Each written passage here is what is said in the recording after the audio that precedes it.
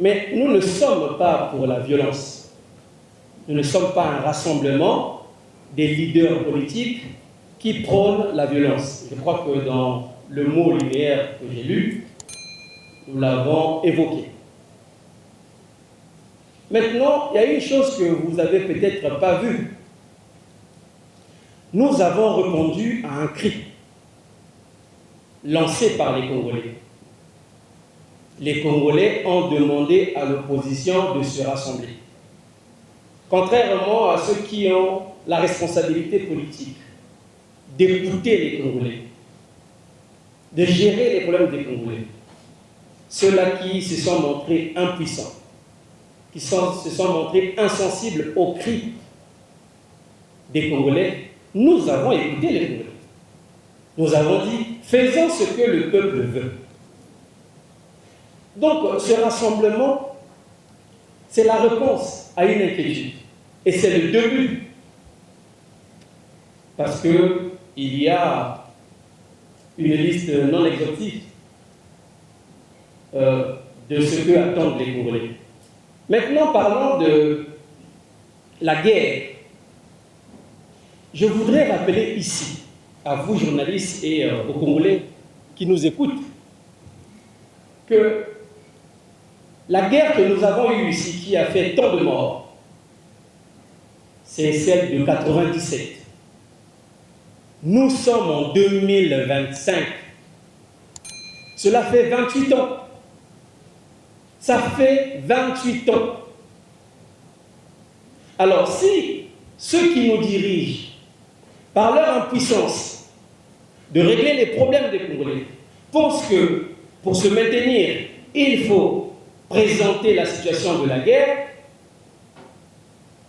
alors moi je voudrais leur rappeler que la véritable guerre qu'ils doivent mener, c'est la guerre contre le retard que nous avons accumulé, que nous, le Congo, nous avons accumulé en termes de développement.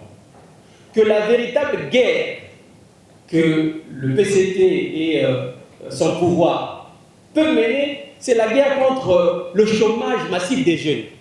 La véritable guerre que le pouvoir doit mener, c'est la guerre contre les insécurités. Parce qu'on parle de l'insécurité, je vous parlerai simplement de l'insécurité dans nos villes, dans nos ruelles, et aussi l'insécurité financière des jeunes boursiers, de nos papas et mamans retraités. Voilà la véritable guerre que le pouvoir doit mener.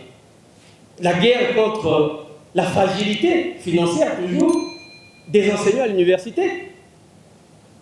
Aujourd'hui, vous avez pratiquement 76% de la population qui est représentée par les jeunes.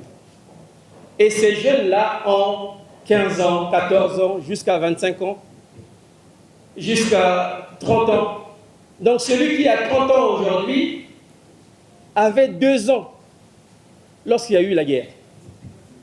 Celui qui a 25 ans aujourd'hui, un jeune Congolais qui vit dans ce pays, qui a 25 ans, n'a pas connu la guerre.